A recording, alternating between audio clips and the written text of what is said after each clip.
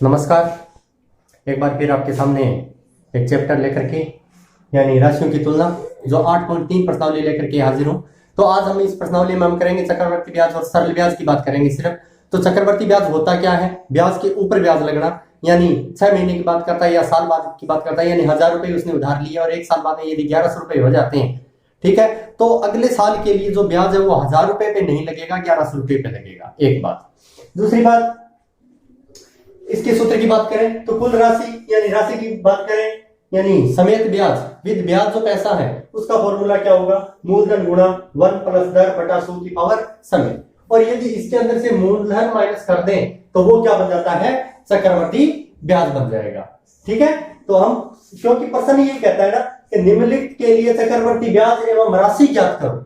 कुल राशि भी ज्ञात करनी है और चक्रवर्ती ब्याज भी ज्ञात करनी है, दोनों चीजें ज्ञात करनी है। तो एक की बात करें यानी उनका मूलधन 10,800 रुपए पर 3 वर्ष के लिए 12.5% वार्षिक दर से वार्षिक रूप से संयोजित होता है। यानी शर्त भी ध्यान रखना, वो वार्षिक शर्त दे रहा है या अर्धवार्षिक दे रहा है या त्रैमासिक दे रहा है। ठीक है, तो यदि अर्धवार्षिक शर्त दे देता है तो उसके अंदर फॉर्मूले में थोड़ी सी चेंजिंग होगी, वो हम जब क्वेश्चन आएगा तब करेंगे।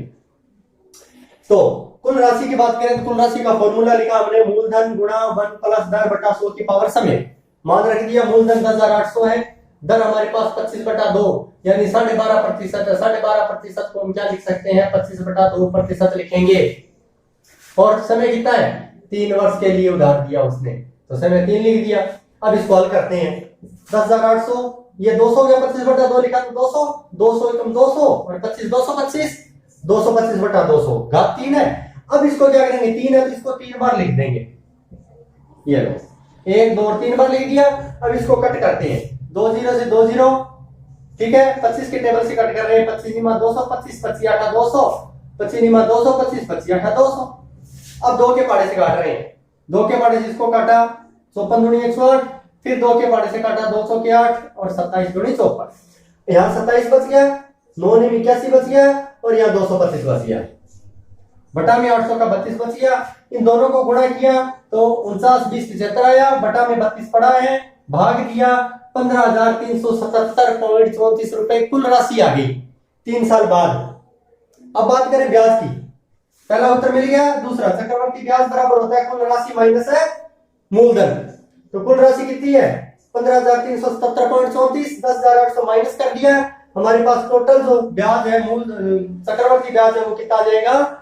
4577.34 रुपए। ये आसान सी विधि, इसी प्रकार हम प्रत्येक सवाल में यही फॉर्मूला और इसी प्रकार हम करेंगे। अब हम करते हैं इसका बी पार्ट।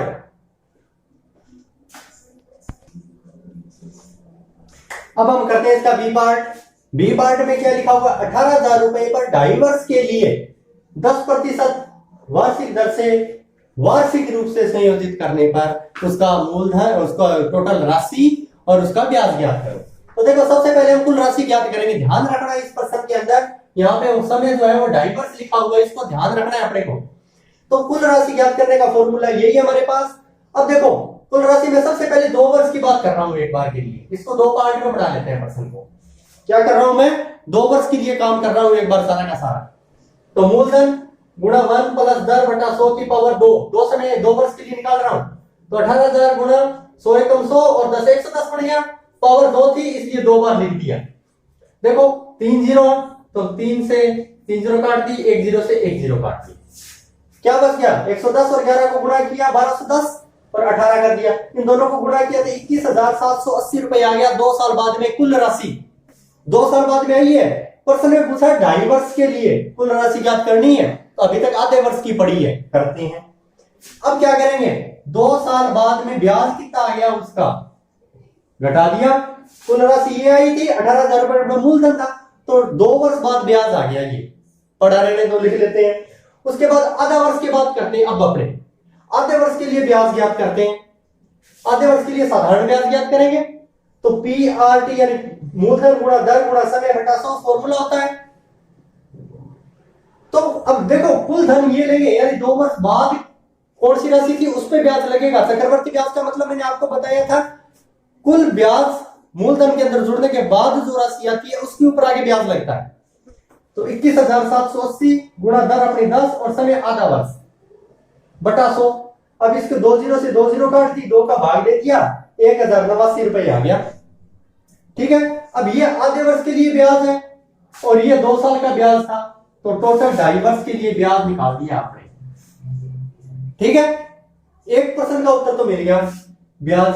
अब कुल राशि और पूछी है, तो कुल राशि के लिए क्या करोगे, 21,780 तो अपने 2 वर्ष बाद आई थी और आधे वर्ष के लिए जो ब्याज आया था वो और जोड़ देंगे, तो टोटल राशि आ जाएगी उसकी 2.5 साल बाद 22,869 रुपए। ध्यान रखना इस प्रश्न में विशेषकर। ठीक है, अब हम करते हैं पार्ट सी। तो अब हम करते हैं पार्ट सी। पार्ट सी में क्या लिखा हुआ है, 62,500 रुपए पर 1.5 वर्ष के लिए 8% वार्षिक दर से। देखो शर्त अब की बार अर्धवार्षिक लिखी हुई है, बहुत मायने रखती है, ध्यान रखना, शर्त को अच्छे से पढ़ लेना। क्वेश्चन के अंदर क्या लिखा हुआ है शर्त में, शर्त उसकी वार्षिक है या अर्धवार्षिक है। तो अर्धवार्षिक होगी तो फॉर्मूले में थोड़ी सी चेंजिंग बता देता हूं। तो कुल राशि का फॉर्मूला बन जाएगा मूलधन गुणा दर बटा 100। यहाँ पे ध्यान दे रहे होंगे आप, ये चेंजिंग आती है इसमें, सिर्फ दर को आधी कर देंगे और समय को दुगुना। क्या बोला, दर आधी समय दुगुना करेंगे, किस शर्त में, अर्धवार्षिक शर्त में। तो मैंने क्या किया, दर 8% दी हुई थी, यहां देखो आपको 4 लिखा हुआ मिलेगा और यहां वर्ष 1.5 वर्ष दिया हुआ था, 1.5 का दुगुना 3 लिखूंगा, लिख दिया, पुट कर दिया। 62,500 गुणा, देखो 100 एकम 100 और 4 कितना हो जाएगा 104। 104 बटा 100 पावर 3 है तो 3 बार लिखूंगा। कट करो, 2 जीरो से 2 जीरो कट, 25 के पाड़े से 25 25 625, 25 चौका 100, 4 के टेबल से 4 एकम 4, 26 चौका 104। ठीक है, फिर 4 के पाड़े से 25 के पाड़े से और कट कर दो, 25 एकम 25, 25 चौके 100, 4 के पाड़े से और कट कर रहा हूं, 4 एकम 4, 26 चौका 104। तो देखो 26 ये वाला, 26 ये वाला और 104 ये वाला, सभी को गुणा किया, कुल राशि कितनी आ गई मेरे पास, 70,304 रुपए कुल राशि आ गई जो पूछा था उसने। अब क्या पूछ रहा है, चक्रवर्ती ब्याज और पूछ रहा है, तो चक्रवर्ती ब्याज बराबर कुल राशि माइनस मूलधन। क्या, चक्रवर्ती ब्याज बराबर कुल राशि माइनस है मूलधन। तो कुल राशि 70,304, मूलधन कितना दिया हुआ 62,500, माइनस कर देंगे 78,004 रुपए क्या आ गया उसका चक्रवर्ती ब्याज आ जाएगा। बहुत ही बढ़िया प्रश्न है, ध्यान रखना इसका। अब अपने करते हैं पार्ट डी। अब हम करते हैं पार्ट डी। पार्ट डी में क्या कहता है, 8,000 रुपए पर 1 वर्ष के लिए 9% वार्षिक दर से अर्धवार्षिक रूप से संयोजित कुल राशि और ब्याज ज्ञात करो। तो ध्यान रखना, शर्त अच्छी तरीके से देख लेना, अर्धवार्षिक। तो फॉर्मूला लिखा, मूलधन गुणा 1 प्लस दर बटा 2, यहां दर को आधी करनी है और समय दुगुना करना है अर्धवार्षिक शर्त में विशेषकर। तो मूलधन दर लिखा 9 बटा 2, 9 को 4.5 मत लिखना है, यहाँ 9 बटा 2 लिखना है और समय 1 वर्ष था उसको दुगुना कर दिया। अब देखो 8,000 गुणा 200 एकम 200 और 9 कितना हो गया 209, पावर 2 है इसलिए 2 बार लिख दिया। देखो 2 जीरो से 2 जीरो और 1 जीरो से 1 जीरो। अब और क्या काटूं, 2 के पाड़े से कट रहा है, 2 चौके 8, 4 पंजे 20। अब 209 इंटू 209 बटा 5 बच गया। जब इसको मैंने हल किया तो मेरे पास आया 8736.20 कुल राशि आ गई जो पूछ रहा है वो, ये वाली कुल राशि आ गई। अब ब्याज भी ज्ञात करना है अपने को, तो ब्याज बराबर क्या होता है, चक्रवर्ती ब्याज बराबर कुल राशि माइनस मूलधन। तो कुल राशि ये आई थी और मूलधन कितना है 8,000, दोनों को माइनस कर देंगे तो उसका ब्याज कितना आ जाएगा 736.20 रुपए। तो अर्धवार्षिक शर्त के लिए विशेषकर बार बार कह रहा हूं, ध्यान रखना, दर आधी करनी है और समय को दुगुना करना है। अब अपने करते हैं पार्ट ई। अब हम करते हैं क्वेश्चन नंबर ई। क्या कहता है, 10,000 रुपए पर 1 वर्ष के लिए 8% वार्षिक दर से अर्धवार्षिक रूप से संयोजित करने पर। पीछे वाला सेम क्वेश्चन है, ठीक है। तो शर्त अर्धवार्षिक है, वही समय वही दर और थोड़ा सा मूलधन चेंज है। तो जैसे ही करेंगे, कुल राशि बराबर मूलधन गुणा दर का आधा और समय दुगुना। ये बात विशेषकर ध्यान रखने वाली है अर्धवार्षिक शर्त में। तो 10,000 गुणा 1 प्लस दर 8% थी तो 4 कर दिया। देखो समय 1 वर्ष था, 2 कर दिया मैंने, दुगुना कर दिया। तो 10,000 पड़ा है, 100 एकम 100 और 4 कितना हो गया 104। 104 बटा 100, 104 बटा 100, 2 ऊपर था, पावर 2 थी इसलिए 2 बार लिखा गया है। 4 जीरो से 4 जीरो कट कर दिया, 104 को 104 से गुणा किया 10,816 कुल राशि आ गई। क्या आ गया हमारे पास? कुल राशि।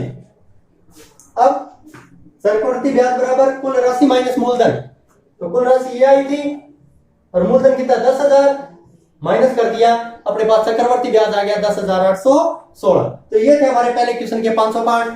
धन्यवाद।